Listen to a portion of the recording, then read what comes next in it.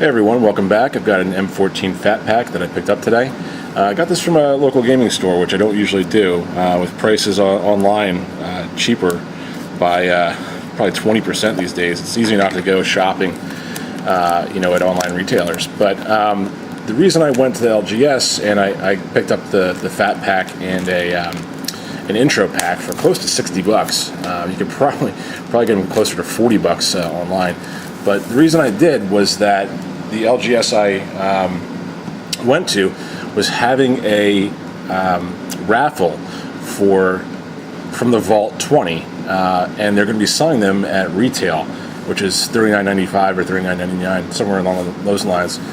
And I said, I don't want to walk in there and try and get in the raffle for, these guys not knowing me or not, me not being a customer. So I went and bought the two items and then and asked to be in the raffle, which was free to enter. Just if you win, you have to buy it at retail. And with the way people are talking right now, those Fat Packs, or excuse me, those from the vaults, could be worth a few $100, especially with Jace the Mind Sculptor in there. So just digging into the Fat Pack here. Some great artwork on this box, same on both sides. And the player's guide was a nice addition. Hey, if anyone knows where you could find a binder that has a two-hole ring, the two-ring binder that isn't too large for this, I'd love to know where to get one, or a nice one with maybe some leather on the outside, because I haven't looked terribly hard, but I haven't seen anything that would really fit this size, so you can keep all these together. Terrible amounts of cardboard here. I'm sure they could lighten up their packaging if they wanted to reduce costs further. And then you get your two deck boxes here, one with Chandra on it, looks like, and Garrick on the other, which are great for holding sideboard cards and just putting extra stuff into, even if you want to throw your basic lands in there. So your Fat Pack, as you all know, comes with 9 booster packs, a pack of basic land of 80. Now, I haven't done a whole lot of research into this set yet to see where all these lands came from, but generally they take some of the best ones of the past several years and put them in the core set. So I don't really know if there's any from Ravnica or Innistrad Block in there as far as the artwork goes. But they're all labeled M14. So we have 4 here. Our spin down, which is a nice white, or maybe just a little off white, like a bone color to it. And the M14 logo there, let it focus. So this is kind of probably one of the cooler ones I've seen. I've heard some people refer to these as D20s, and I don't disagree with that. However, I have read an article or two that says that these aren't manufactured to the same specs that a D20 is, where it's properly balanced to give each and every side a proper roll. Here I could sit here and roll it 100 times to see which numbers come up the most. But essentially, the D20, if you're going to be using it for purposes of fair roll, you may not want to use this without doing more research on it. But you don't typically have to roll those when you're playing MTG. So the other 5 packs are here, and I'll get cracking right into them. Looks like they include a how to play guide as well. We all know what those look like. So I'm tempted to give this to somebody who's never played the game before and see if they can actually, 2 guys or a couple people, to see if they would actually be able to play a game after reading through that. I don't know if they actually could. It's always helpful to have somebody teach you your first time. Sometimes maybe not. So some great artwork on the outside of these. This new Paladin is one of my favorite looking cards. Someone called him the Jedi Paladin, and it certainly looks like it, but cool artwork there. So in here, we're looking for, we'd love to see a Hydra or Archangel or a Planeswalker. I've seen guys pull out 2 mythics out of a Fat Pack before. Hopefully you're going to get at least 1. 2 is not unheard of, but certainly not expecting it. So hopefully get 1. Hopefully a Planeswalker, we'll see. So we'll just go through the uncommons and rare after we flip through the commons here. And so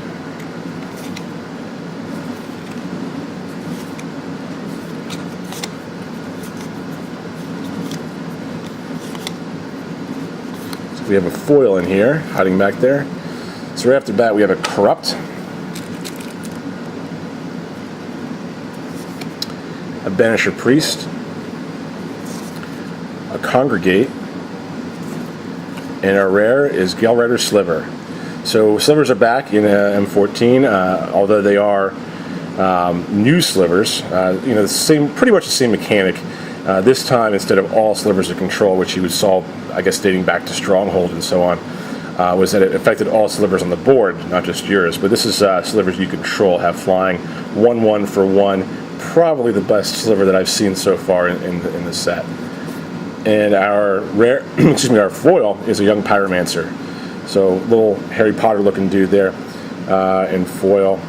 It's a 2/1 for 2 human shaman creature. Whenever you cast an instant or a sorcery spell, put a 1/1 red elemental creature token onto the battlefield. Plains and a dragon token. So that's cool. I like the tokens a lot in M14. Especially the sliver tokens. Looks really, really cool. Hopefully get a couple of those. I know some guys, just not use them at all or don't have much interest in the tokens, but the sliver ones, hopefully I'll get one. They look really cool. Commons. Try to show them all here. I know sometimes I just kind of go from one to the other. Steelform Sliver, Briarpack Alpha, Angelic Accord, and our rare is Imposing Sovereign. This is a 2/1 for 2 human creature. Creatures your opponents control enter the battlefield tapped. So for really not much more, you're taking a 1 toughness hit for the two mana, but pretty much limiting your opponent to being able to not block the first turn their creatures come into play. So you have an extra turn essentially after they come in, so you can get your attack out of the way. So I like this card actually. It would probably work well in a white weenie type deck. And we have a forest and tip card. Ignite the Conversation. Looks like trying to promote hashtagging and getting on Facebook, and although Facebook and Twitter are mentioned there. So, 2 decent rares. I mean, certainly playable.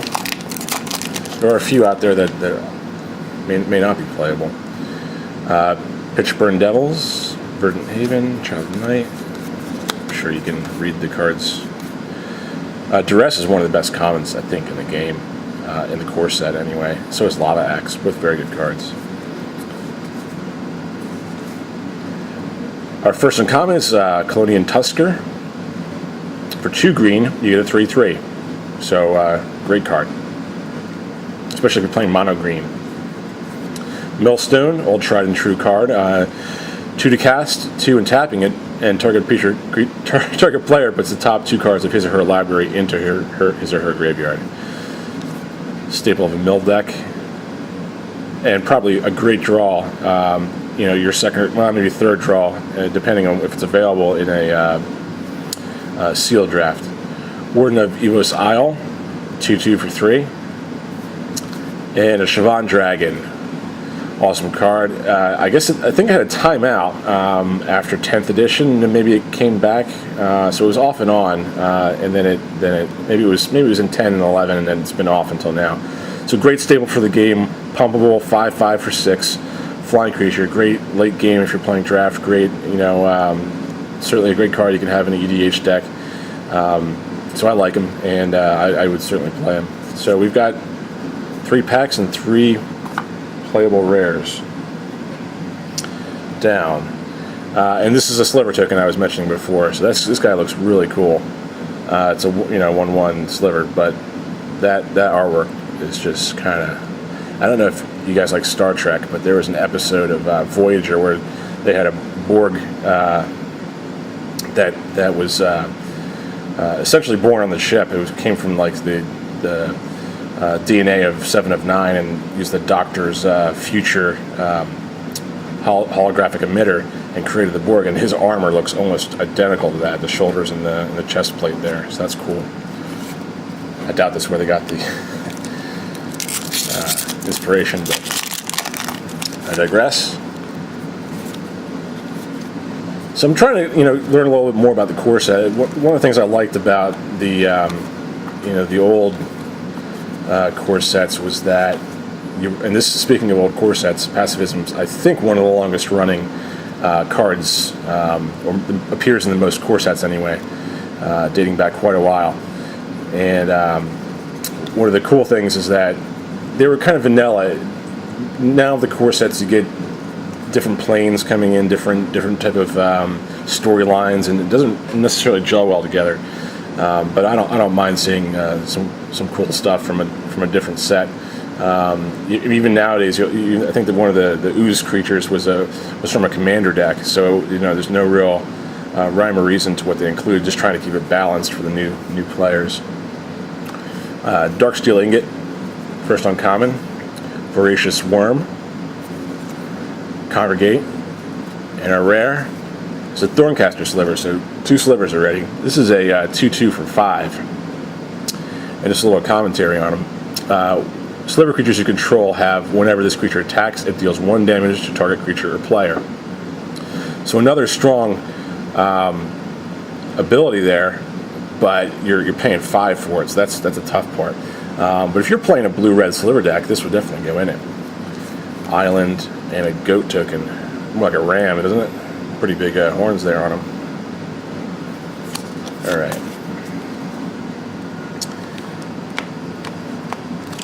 4 down, 5 to go.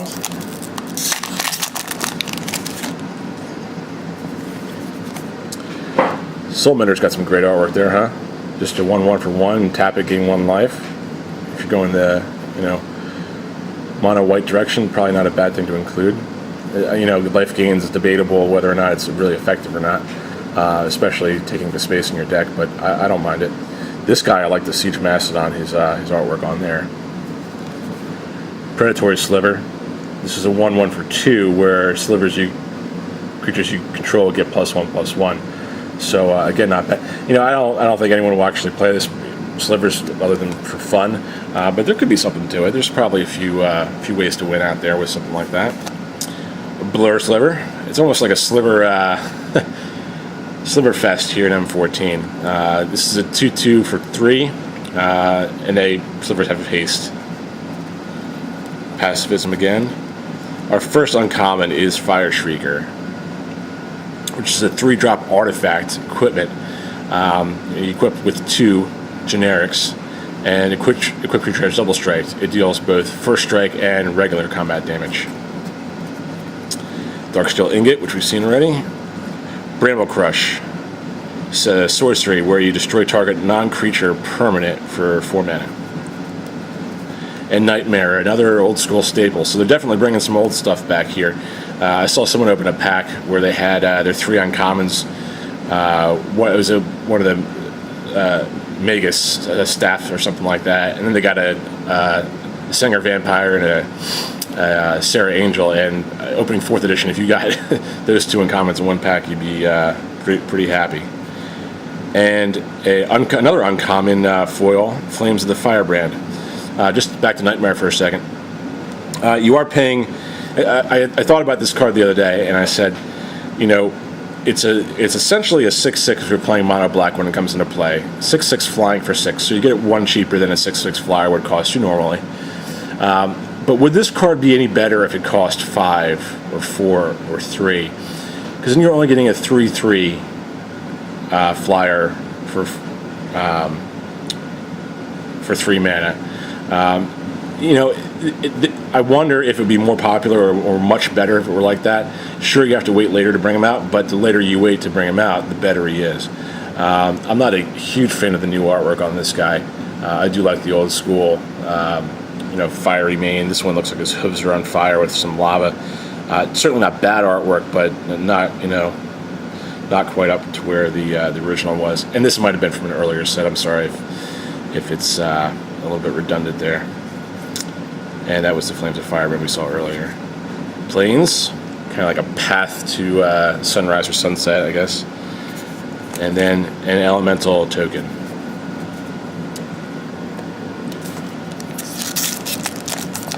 I always kind of thought too that if you ever got a Planeswalker or something that required a token, how cool would it be if you got that token in the same pack? I guess probably people want to search for the tokens more, or give the tokens a little value so they don't include them like that. But I think it'd be great, especially for Planeswalkers that require tokens.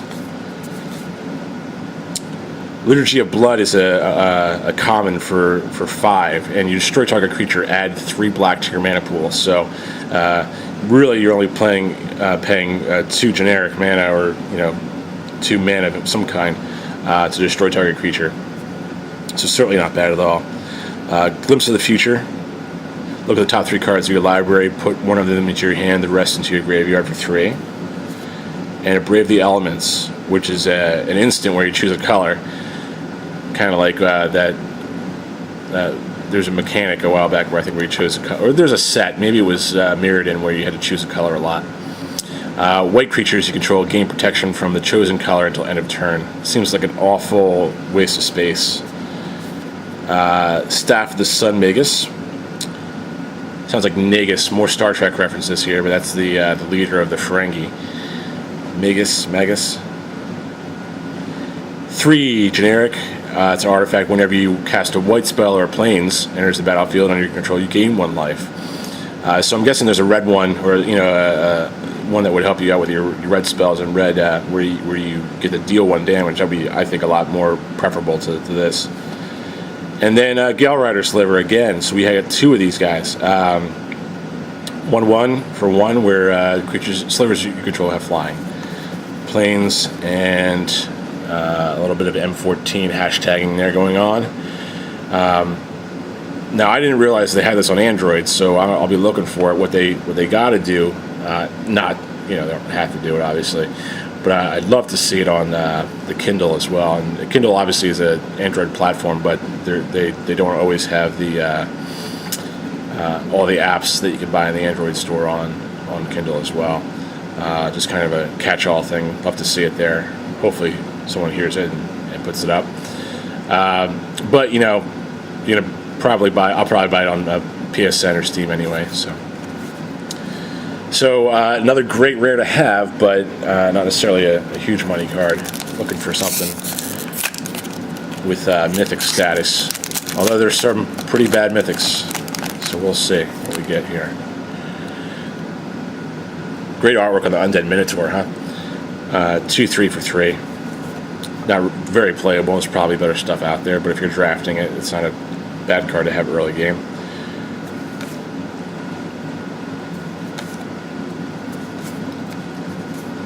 Another Blur Sliver, another Pacifism, another I don't know if we got a Fortify yet. This is a 2 generic 1 white instant. Choose 1. Creatures you control get +2/+0 until the end of turn, or creatures you control get +0/+2 until the end of turn. But instant speed for 3, so you can completely surprise your opponent when he's blocking. So not a bad thing. Your Elvish Mystic is kind of like a Llanowar Elf. In fact, it's I guess cheaper than a Llanowar Elf, huh?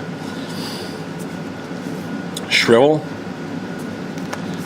And our first uncommon is Molten Birth. It's a 3-drop sorcery card where you put 2 1/1 red elemental creature tokens onto the battlefield, then flip a coin. Not a big fan of flipping coin cards, or random cards per se. If you win the flip, return Molten Birth to its owner's hand. So you get to put 2 in to play for 3, which alone isn't terrible. But then you get a chance to bring it back. So your upside on this card isn't contingent on the flip. If your upside on the card was contingent on the flip, I wouldn't be a fan of it. But you already get something out of it, and then you get the potential to get it back again. Not bad. Colonian Tusker, again, the 3/3 for 2. Great card. I think every mono green deck should have a play set. Staff of the Mind. Whenever you cast a blue spell or island enters the battlefield under your control, you gain 1 life. So maybe they're all just gain 1 life for all of them. I'm not sure if I like that. And then the the Wrath of God or Armageddon of its day now. Planar Cleansing, destroy all non-land permanents. It's a 6-drop, 3 generic, 3 white. So great, good card, a little expensive, and you kill all your creatures and all your non-land permanents as well. So be very selective when you use it. But it's a board wipe card. It's late game, and if you think you need it, it's certainly something I would ignore in a draft scenario. Forest and tip card. So down to 2 left. No mythics yet. Hoping we get one, but you never know. Might go for Ophir. Certainly for the price I paid for the box, I hope I get something out of it. Demolish is a cool card. Destroy target artifact or land for 4. And Griffin Sentinel. Flying Vigilance. Poor man's Sarah Angel, I guess, right? Giant Growth. Another card like Pacifism that has been in almost every core set. There's a write-up, if you can find it, and if I find it in time, I'll put it in the comments below. Great articles on Wizards.com about a few of the cards that kind of, I think they call it core set knockout or something like that, and it basically breaks down from alpha all the way to current, or I guess up until M12 and the last one bit the dust. The cards that have been in every core set. But there's none that have been in every one of them now. So first uncommon here is Tenacious Dead. It's a 1/1 for 1, and then when he dies, you may pay 1 generic, 1 black. If you do, return it to the battlefield tapped under its owner's control. So 1/1, and it dies, and it can come back for 2. Not sure if I like that any better or worse than Regenerate. And actually, I'd probably have to have someone a little bit more fine-tuned with the rules to really explain to me how that is different than Regenerate. Because when you Regenerate, it comes back in. I think it's tapped. So I wonder what the difference is there. Hey, if you know, please leave me a comment in the comment section below. And while you're down there, if you guys don't mind hitting the like button, I appreciate it. I like to open boxes here for you. I will have a box of... a booster box of this coming, along with the Deck Builder's Toolkit, which may or may not excite some of you, but there's something interesting in there, and I wanted to kind of go over it with you guys, with the quote-unquote semi-random packs. So more news when I get that in. Warden of Evo's Isle is an uncommon 2/2 for 3. Flying and creature spells with flying cast cost 1 less to cast. Our third uncommon is Flesh Pulper Giant. It's 4/4 for 7. When it enters the battlefield, you may destroy target creature with toughness 2 or less. So, so we've gotten like 4 rare slivers here. This is really the sliver box. Siphon Sliver, 2/2 for 3. Makes me want to go and pull my Sliver Queens out. I've got a few tucked away, and make a Sliver Queen deck just for some kitchen table. Probably won't stack up to anything else legacy. So sliver creatures you control have lifelink wear, and I like how, and I think pretty much all sets now they include the little extra text to let you know exactly what some of these mechanics are. But certainly in the core set, damage dealt by a sliver creature you control also causes you to gain that much life. Nice they include that. Mountain with some nice artwork. Tip card. Alright, down to the last pack. I guess that's Sarah Angel in there, right? I don't know. Looks like it could be. Last pack.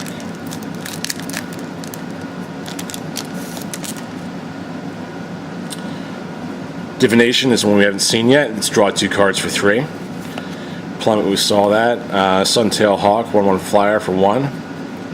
We could probably build a nice little white deck out of all this stuff. But honestly, if we had 9 packs going, even if we randomly remove 6, I don't think we're building anything terribly great out of this stuff, man. Probably something to it, but I'd be tempted to go with slivers, and that's just not going to win you any draft tournaments or sealed tournaments, excuse me. Zephyr Charge, Lightning Talons, cool artwork on that one.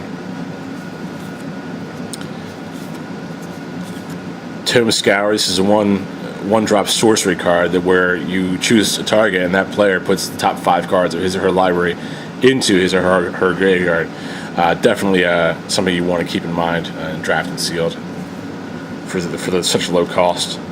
You're not going to mill anyone from a 60 card deck necessarily, but a 40 card deck, taking 5 out, it's not too bad. Minotaur Abominations, a 4/6 for 6. Tired of seeing that where it's so. I mean, if it was 3 generic and 2 black, then we're talking. Encroaching Waste is our first uncommon where you tap to add 1 generic to your mana pool, and then if you have 4 generic mana and tap it and sacrifice it, destroy target non-basic land. Barrage of Expendables is a 1-drop enchantment where you get to pay 1 red, sacrifice a creature. If you have a creature generation, this is a good card. Barrage of Expendables deals 1 damage to target creature or player. So you got creature generation again, it'd be very good.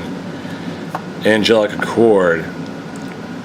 3 generic, 1 white enchantment. At the beginning of each end step, if you gain 4 or more life this turn, put a 4/4 white angel creature token with flying onto the battlefield. So obviously you have to use it in concert with life gain.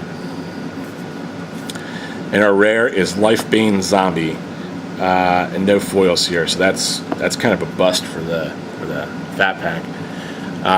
It's a 3/1 Intimidate creature for 3, and then Intimidate is this creature can't be blocked except by artifact creatures and/or creatures that share a color with it. And then when Lifebane Zombie enters the battlefield, target opponent reveals his or her hand. You choose a green or white creature card from it and exile that card. I wonder if they couldn't have a little bit more popularity with some rares like this. If they just made it,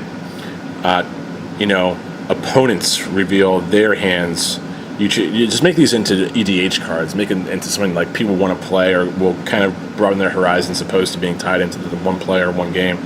Even if you do a 2-headed giant game and had a deck built against playing 2 players, it'd be a lot cooler than just having the vanilla. This only affects one person, especially when it's such a mediocre type card. So that's it for this video. I appreciate your time.